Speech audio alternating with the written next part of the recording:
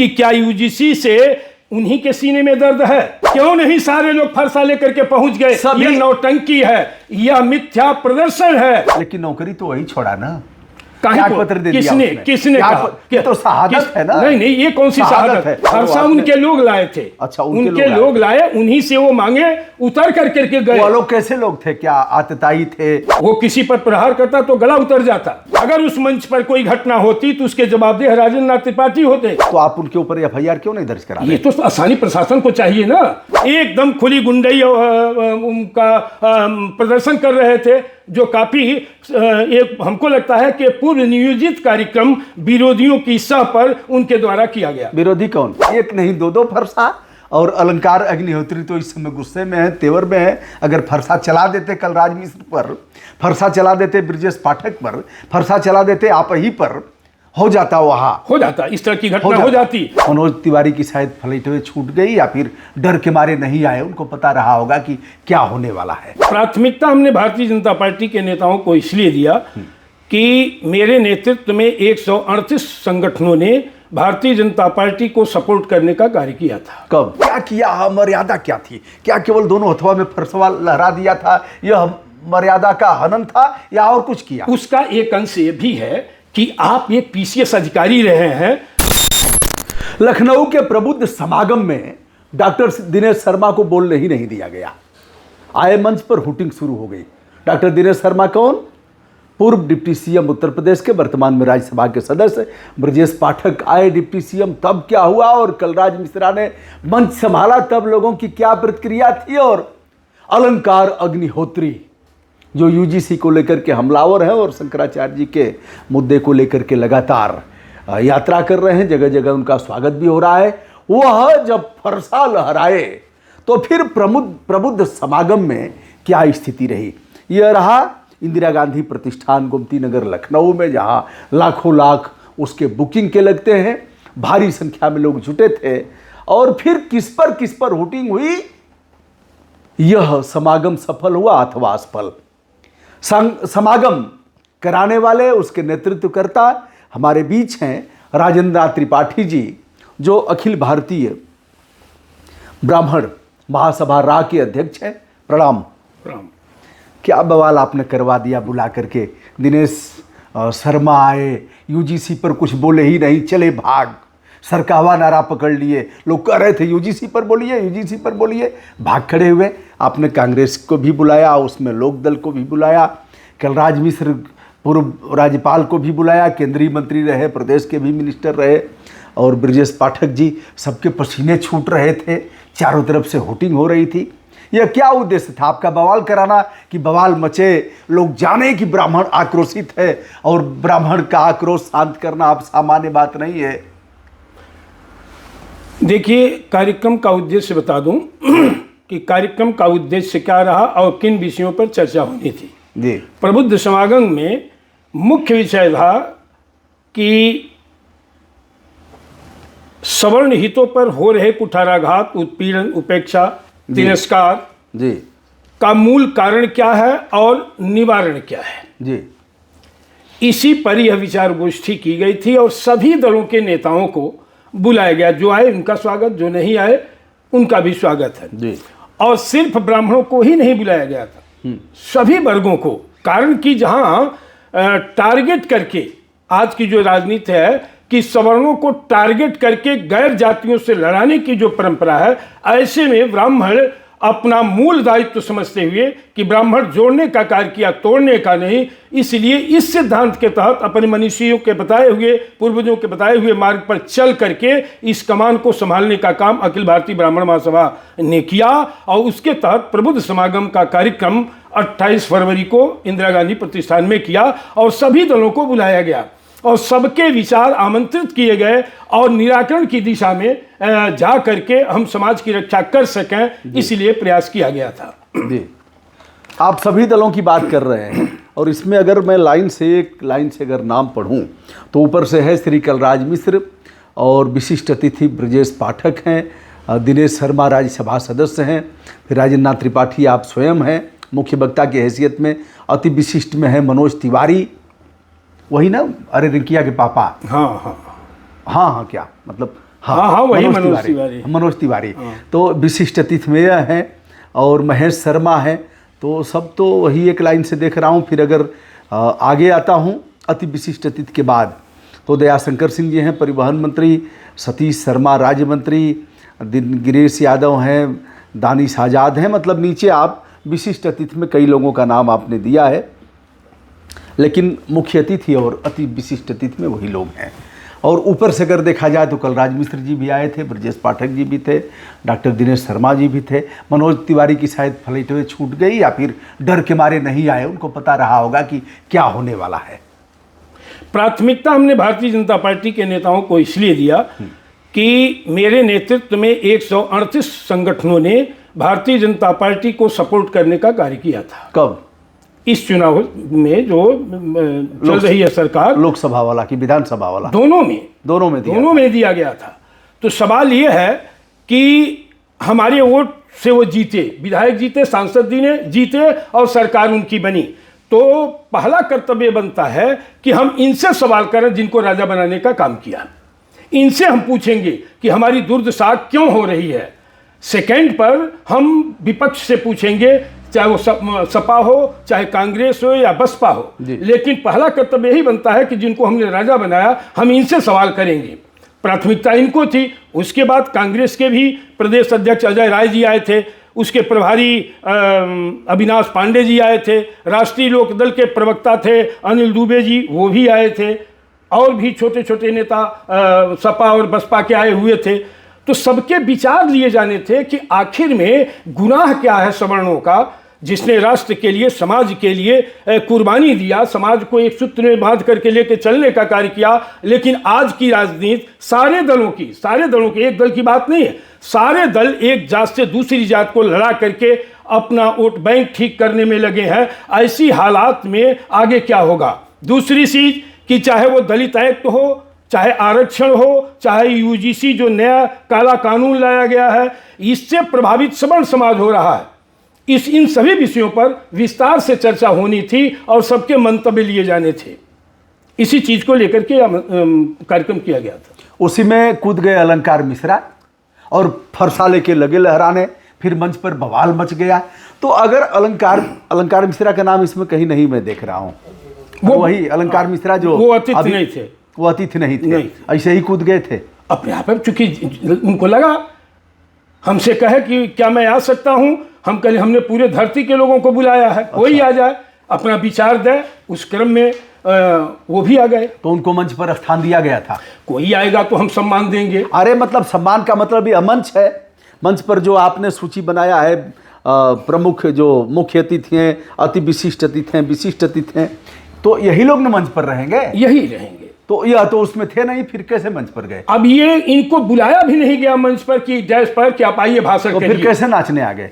आए। यही इनका आचरण और कृत्य जो है काफी निंदनीय रहा कि भगवान परशुराम हमारे आराध्य हैं जी, हमें उनका फरसा लहराना चाहिए, उनके प्रतीक चिन्ह को। ये आते हैं और असंसदीय भाषा का प्रयोग जी, मर्यादित आचरण के विरुद्ध जो होना चाहिए, वहाँ विभिन्न दलों के लोग हैं, सभी लोग मर्यादित तरीके से अपनी बात और पक्ष रखे।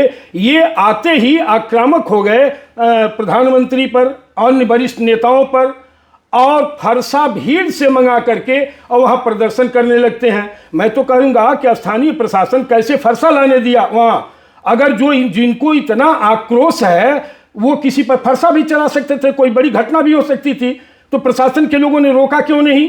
उनको रोका जाना चाहिए कि वो फरसा लेकर के प्रदर्शन कर रहे हैं। अलंकार अग्निहोत्री मंच पर थे और फरसा आता है लोगों के बीच से, और फरसा दोनों हाथ में मैंने देखा। फरसा उनके लोग लाए थे। अच्छा, उनके लोग लाए, उन्हीं से वो मांगे, उतर करके गए। वो लोग कैसे लोग थे? क्या आतताई थे, क्या आतंकवादी थे? अब इनके साथ जो 5-7 लोग आए थे, हाँ। अब मैं नहीं कह सकता कि वो आतताई थे कि संभ्रांत थे, लेकिन फरसा लेकर के वो आए।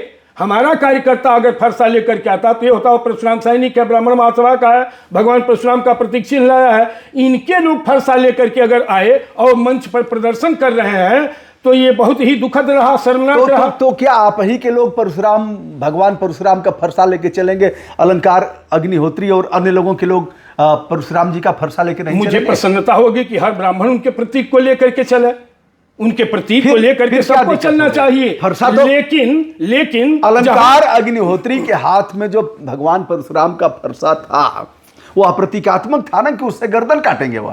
वो फरसा आप देख लीजिए वीडियो पर कैसा था।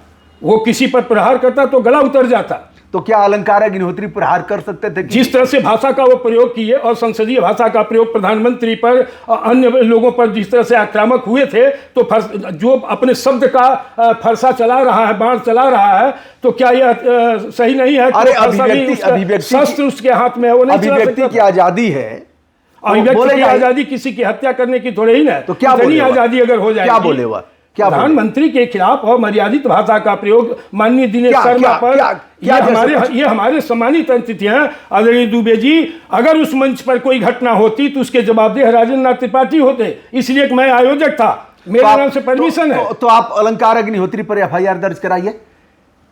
अब अगर आपको यह लग रहा है, अगर अखिल भारतीय ब्राह्मण महासभा के राष्ट्रीय अध्यक्ष राजेंद्र नाथ त्रिपाठी को यह लग रहा है कि अलंकार अग्निहोत्री फरसा मंगाए जनता के बीच से, और जिस तरह से अभद्र भाषा का प्रयोग किए, वह फरसा किसी के ऊपर बजा भी सकते थे, हत्या भी हो सकती थी।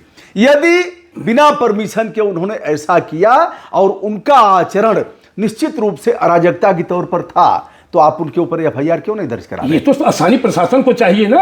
आसानी जो सुरक्षा में प्रशासन लगाया, कार्यक्रम आपका था, परमिशन लेकर के किए थे, कार्यक्रम आपका तो वो था। कैसे चढ़े? ये पहले तो ये जांच का विषय है। ये जांच होनी चाहिए कि कैसे फरसा लेकर के लोग अंदर चले आए, कैसे लेकर के चले आए।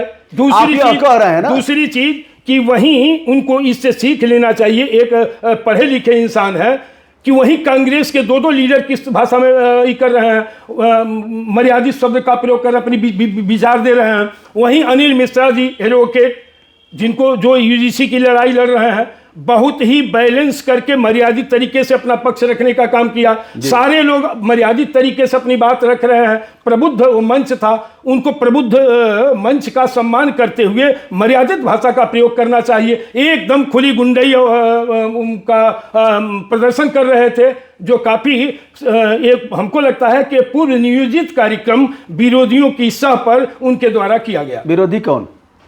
तमाम हमारे समाजवादी पार्टी विरोधी, बहुजन समाज पार्टी विरोधी, उसमें समाजवादी पार्टी के भी लोग थे। तो विरोधिया कौन था? नहीं, समाजवादी पार्टी के दो तीन कार्यकर्ता चिन्हित हैं जो आए थे और इनके लोगों के साथ हुटिंग कर रहे थे, और कोई पब्लिक हुटिंग नहीं कर रही थी। सभी लोग सुन रहे थे, सबके विचार दे रहे थे कि कौन क्या कह रहा है इस समस्या पर और कैसे इसका निराकरण होगा। कैसे जांच होगी इसकी? सरकार जांच कराए। अरे सरकार के लोग उसमें थे, डिप्टी सीएम थे, पूर्व डिप्टी सीएम थे, राज्यसभा के सदस्य थे, कई जगह गवर्नर रहे हैं, कलराज मिश्र थे, उसके बाद भी क्यों नहीं हो रहा? नहीं, सबके सामने यह घटना हुई है तो सबकी जिम्मेदारी बनती है कि फरसा कैसे मंच पर आया। किंतु माननीय कलराज मिश्रा जी थे, माननीय दिनेश शर्मा जी थे, जिसने कार्यक्रम का आयोजन किया। पानी पी लीजिए, आराम से पी लीजिए, पी लीजिए, एक आध घूंट और पी लीजिए। नहीं, ठीक है। जिसने कार्यक्रम का आयोजन कराया और उसके कार्यक्रम में फरसा पहुंच गया, एक नहीं दो फरसा।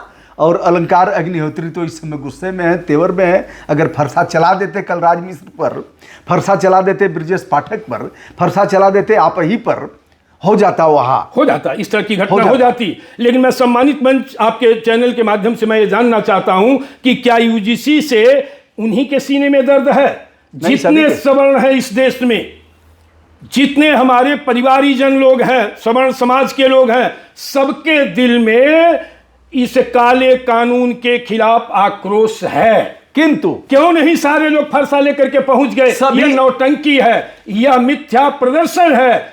सभी के सीने में यूजीसी जो नियम लाया गया है उससे लेकर के दर्द है। सभी परेशान हैं, सभी इस पर आक्रोश जता रहे हैं, लेकिन नौकरी तो वही छोड़ा ना। पत्र दे किसने कहा? ये तो शहादत है ना। नहीं, ये कौन सी शहादत है? ये कौन सी शहादत है? अलंकार राजेंद्र नाथ त्रिपाठी 27 साल हो गया समाज की सेवा करते हुए, कार्य करते हुए। मैं भी नौकरी में था। मैं कहूं कि नौकरी छोड़ करके मैं शहादत दिया हूं? कुछ नहीं। अरे आप मेरे सुनिए मेरे सीने में दर्द तब भी था, आज भी है, कल तक रहेगा। जिस कुल में जन्म लिया हूं उस कुल के पीड़ित, जरूरतमंद, बेबस, लाचार गरीबों की लड़ाई लड़ता रहूंगा। 1,00,000 मेरा कोई विरोध करता रहे, मेरा जो कर्तव्य है मैं वो करता रहूंगा और ईमानदारी के साथ, पूरी निष्ठा के साथ करता आ रहा हूं, आगे भी करूंगा। मेरे सीने में सही ना तेरे सीने में सही, हो कहीं भी आग तो फिर आग जलनी चाहिए, इस हिमालय से कोई गंगा निकलनी चाहिए। अगर अलंकार अग्निहोत्री के सीने का यह उद्गार प्रबुद्ध समागम में बढ़ चढ़ करके हिस्सा लिया और फरसा लहरा दिया परशुराम जी का, तो कौन सा गुनाह हो गया? फरसा लहराते स्वागत है, फरसा लहराते तो क्या स्वागत है, लेकिन आप वहीं देश के प्रधानमंत्री पर अमर्यादित भाषा का प्रयोग करके, माननीय दिनेश जी पर को लांछित करके, नेताओं को लांछित करके आप अंदर से नीचे से जाके फरसा ला रहे हैं। यह किस बात का पर्चा का? क्या वो चला नहीं सकते थे? तो अगर वो मर्यादित तरीके से अपनी बात कहते और कहते कि मैं भगवान परशुराम के शस्त्र की कसम खाता हूं कि मैं यूजीसी समाप्त करके रहूंगा, उनका स्वागत करता माला पहना करके, लेकिन अमर्यादित शब्द की आजादी उनको नहीं है। उनको सीख लेनी चाहिए कि उस मंच पर तमाम विद्वान थे, संतगण थे, कोई अमर्यादित आचरण और भाषा का प्रयोग नहीं किया, और ये पीसीएस अधिकारी होकर के अमर्यादित शब्द का प्रयोग कर रहे हैं, अमर्यादित आचरण का प्रदर्शन कर रहे हैं। या क्यों? सस्ती लोकप्रियता के लिए, नेता बनने के लिए, अपनी पार्टी को आगे बढ़ाने के लिए तो करिए ना। ये रास्ता गलत है। मेरा सुझाव है उनको कि इस रास्ते से कदाप इनको सोशल साइट पर लाइक, कमेंट, शेयर या बकअप मिल सकता है, लेकिन जनाधार इनका नहीं बनेगा। ये भ्रम दूर करना। एक तो यह कि प्रबुद्ध समागम में जो इंदिरा गांधी प्रतिष्ठान में आयोजित था, जहां बड़े बड़े नेता और सुरमा आए थे, वहां बिना न्योता के अलंकार अग्निहोत्री पहुंच गए। नंबर 1। नंबर 2, पहुंच गए तो मंच पर स्थान भी मिल गया। पता नहीं आप लोगों ने स्थान दिया या फिर वह चढ़ करके ले लिए? नहीं, वो मंच पर आए, उनका हमने स्वागत किया। अच्छा। जब मंच पर आए तो स्वागत किया, उनको बैठाया गया। इनके भी विचार लिए जाने थे, जो भी मंच पर आए थे, सब इसलिए कि सबके विचार से ही समाधान की दिशा में हम लोग जाते। लेकिन इन्होंने जो उद्दंडता किया, अमर्यादित भाषा का प्रयोग किया, ये सारे लोगों को खल गया। तो क्या लग रहा है इनके ऊपर FIR होगा? अब ये सारे प्रबुद्ध जन थे वहां, अरे आयोजक आप थे, प्रबुद्ध जन नहीं, मैं वो भी आपको आ रहा है ना कि अगर कुछ होता है तो आपके ऊपर FIR होगा। मैं FIR इसलिए नहीं करूंगा कि ये बात मंच पर सम्मानित जन थे, वो कहते कि आप जिम्मेदार हैं, आप FIR कराइए। उनको अच्छा लगा तो हमको भी अच्छा लग रहा है। राजेंद्र त्रिपाठी इसलिए भी FIR अलंकार अग्निहोत्री पर नहीं करेंगे कि वह तो चाह रहे हैं नेता बन जाएंगे और आप उनको नेता बनने नहीं देंगे। नहीं, नेता बने हम तो चाह रहे हैं। 1,00,000 राजेंद्र त्रिपाठी पैदा हो जाए समाज में, जो सवर्णों और ब्राह्मणों सहित ऊंची जातियों के लड़ाई लड़े, हम और मजबूत होंगे। मैं किसी को नेता बनने से रोकने का मेरा उद्देश्य नहीं है। वो आए, आज अकेले हूं, कल 100 भाई हमारे साथ आ जाएंगे, लेकिन अमर्यादित आचरण का प्रदर्शन यह ब्राह्मण धर्म नहीं। बार बार आप अमर्यादित आचरण की बात कर रहे हैं। क्या किया? अमर्यादा क्या थी? क्या केवल दोनों हथवा में फरसवा लहरा दिया था, यह मर्यादा का हनन था, या और कुछ किया? उसका एक अंश ये भी है कि आप एक PCS अधिकारी रहे हैं और आप अपनी भाषा जो प्रयोग किए प्रधानमंत्री के खिलाफ कि 56 इंच का सीना, ये दलाली कर रहे हैं, बेच रहे हैं, ये कर रहे हैं, उखाड़ रहे हैं, और उसके बाद जा करके कूद करके पब्लिक से फरसा ला रहे हैं। फिर उसके बाद इनके भाषा का प्रयोग, दिनेश जी को अपमानजनक शब्द का प्रयोग करते हैं। ऐसे व्यक्ति को कोई नेता स्वीकार करेगा?